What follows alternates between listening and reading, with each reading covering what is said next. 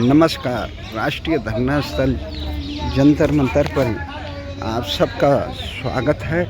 पूरा उत्तराखंड भू कानून, मूल निवास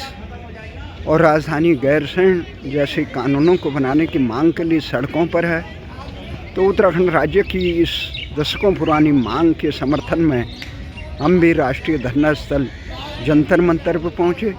यहाँ कड़ी सुरक्षा घेरों के बीच में हम आप देख रहे हैं किस प्रकार से बीच में एकांत में खड़े हैं। और ये भी संघर्षों की स्थली रही है उत्तराखंड राज्य गठन की। इसी उत्तराखंड राज्य गठन के इस संघर्ष को के तमाम उनको आज स्वर्गमणि इंद्रमणि बडौनी जी की याद है। वो तमाम इस जंतर मंतर के संघर्षों के साक्षी रहे। तो इन संघर्षों के साक्षी रहे इस आंदोलन को हम नमन करते हैं और प्रधानमंत्री मोदी से और मुख्यमंत्री धामी से मांग करते हैं कि राज्य गठन की इस मांग को पूरा करें। तुरंत हिमालयी राज्यों की तरह भू कानून और मूल निवास के साथ राजधानी गैरसैंण का गठन। उत्तराखंड में राजधानी गैरसैंण के साथ सख्त भू कानून और मूल निवास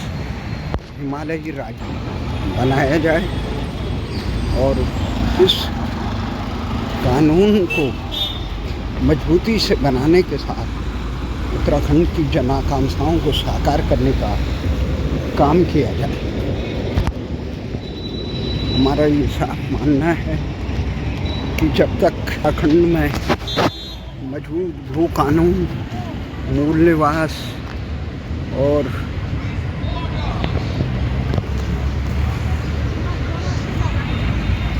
राजधानी गैरसैंण नहीं बनेगा तब तक उत्तराखंड में खुशहाली नहीं आ सकती है। तो प्रधानमंत्री मोदी और उत्तराखंड के मुख्यमंत्री धामी से पुरजोर मांग है कि हर हाल में उत्तराखंड राज्य की इस मांग को पूरी करके राज्य गठन के सपनों को साकार करने का काम करें। इस रैली के सफल होने पर इस स्वाभिमान महारैली के आयोजक मूल निवास भू कानून संघर्ष समिति के तमाम पदाधिकारियों ने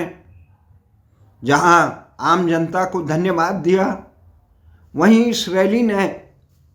प्रदेश की सत्ता की बंदरबांट करने वाले राजनीतिक दलों को आईना दिखाया कि कैसे उत्तराखंड के स्वाभिमान की रक्षा के लिए, उत्तराखंड की हक हकूकों की रक्षा के लिए आम जनता खुद ही सड़कों पे उमड़ पड़ी। कैसे अपने हक हकूक में, उसमें कल देहरादून में जिस प्रकार से एक रैली का आयोजन हुआ था जो राजनीतिक सत्ताधारी पार्टी की थी, उसमें किस प्रकार से किराए के लोग भी उसके सामने बौने नजर आए। एक साफ आईना दिखाता है राजनीतिक दलों को, अगर जनहित की बात करेगा वो उत्तराखंड में राज करेगा। इतनी विशाल संख्या में जो थी उत्तराखंड राज्य गठन आंदोलन के बाद, जो उत्तराखंड के देहरादून, श्रीनगर, पौड़ी, नैनीताल, अल्मोड़ा, हल्द्वानी जैसे कस्बाई शहरों में ही नहीं, अब देश की राजधानी दिल्ली में, देश के अन्य महानगरों में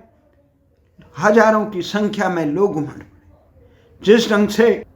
बीबीसी के अनुसार 2 अक्टूबर 94 की रैली में 20 लाख से अधिक लोगों ने उस ऐतिहासिक रैली में भाग लिया था, जिस पर दिल्ली पुलिस के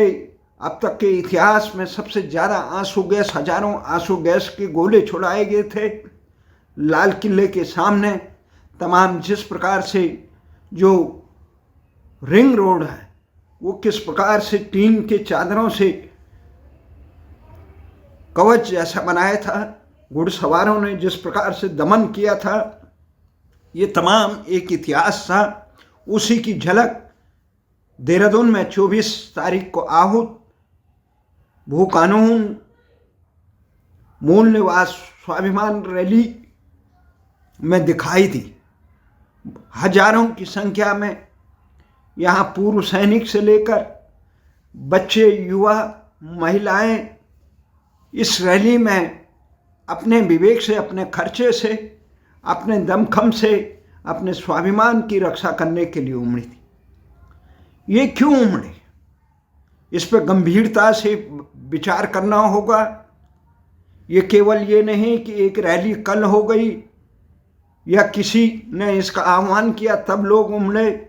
लोग उत्तराखंड के आम जनमानस के दिलों में जो पीड़ा धधक रही है, जो विश्वासघात 23 साल की सरकारों ने किया, उसकी परिणति थी कि ये हजारों की संख्या में लोग अपने विवेक से सड़कों पे उमड़ पड़े। सरकारी दमन को नज़रअंदाज करते हुए कि सरकारी दमन होगा, पुलिस प्रशासन क्या कही, कौन से राजनीतिक दल के हैं, इन तमाम चीज़ों को नज़रअंदाज कर लोग इसलिए आए कि तमाम सरकारें, चाहे भारतीय जनता पार्टी की हो, कांग्रेस की हो, इनको या इनको कंधे देने वाले अन्य दलों के समर्थन से बनी सरकारों को उत्तराखंड के हक हकूकों को इस प्रकार से निर्ममता से रोना। भले ही ये रैली भू कानून और मूल निवास की है, पर लोगों के दिलों में जो विश्वासघात राज्य गठन के नाम पे जो छलावा उत्तराखंड के साथ हुआ, जो उत्तराखंड के हक हकूकों को रोनने का काम किया था, उसका नाम मिटाने का काम किया था, उसके भौगोलिक सीमा पे जो हरिद्वार पूर्वी जनपद को मिलाकर एक प्रकार से वहाँ की राजनीतिक ताकत को कम करने का काम किया, जिस प्रकार से यहाँ की सरकारों ने जनसंख्या पर आधारित विधानसभा ही क्षेत्र परिसीमन को थोप कर उत्तराखंड की राजनीतिक ताकत को कुंद करने का काम किया, उस पर जब ये मूक रहे, चाहे वो भारतीय जनता पार्टी हो, कांग्रेस की सरकारें हों, चाहे तत्कालीन मुख्यमंत्री कांग्रेस के उस समय नारायण तिवारी रहे हों, या उसके बाद भारतीय जनता पार्टी के मुख्यमंत्री भुवन चंद खंडूड़ी रहे हों, उत्तराखंड की वो तो राजनीतिक ताकत विधानसभा की सीटों का परिसीमन से कम हुई, जबकि ये परिसीमन रोका जा सकता था, परंतु विवेकहीन और जानबूझ से इस प्रकार से काम किया गया अपने निहित स्वार्थों के लिए और दिल्ली की आकाओं के इशारे पर नाचने के कारण उत्तराखंड के हक हकूकों को रोनने का काम जो उत्तराखंड की सरकारों ने किया, उसका खमियाजा जिन्होंने कहा गया है कि लम्हों ने खता की थी, सदियों ने सजा पाई। उत्तराखंड के लोग पीढ़ी दर पीढ़ी जिस प्रकार से इस दमन को सह रहे हैं, पलायन के दंश को सह रहे हैं, जो राजधानी गैरसैंण बनने की वजह से रुक जाना चाहिए था, यहाँ के नौकरशाहों से लेकर यहाँ के जनप्रतिनिधियों को जो उत्तराखंडी राज्य के लोकशाही का पाठ सबक सीखना था, उसके प्रथम पाठ जो था राजधानी गैरसैंण थी, उसका दूसरा पाठ था भू कानून था, उसका तीसरा महत्वपूर्ण पाठ मूल निवास था। जिस प्रकार से छत्तीसगढ़ और झारखंड में इस प्रकार के नियम बने, उत्तराखंड में अदालतों के रहम करम पर, नौकरशाही के रहम करम पर यहाँ के मुख्यमंत्रियों ने, यहाँ के शासक वर्गों ने, यहाँ के उदासीन राजनीतिक दलों ने छोड़ दिया। कोई जनता को दिशा बताने के लिए तैयार नहीं था। पत्रकार से लेकर तमाम लोग भू कानून से लेकर इन चीज़ों पर उत्सुक नहीं थे। वो कहते राज्य बन गया, अब वो वहाँ के विधायक, उन्हें क्या पता है ये दिल्ली के बैठे हुए आकाओं के दरबान हैं, उनके इशारे पे नाचने वाली कठपुतलियाँ हैं। परंतु सबसे बड़ा अफसोस की बात है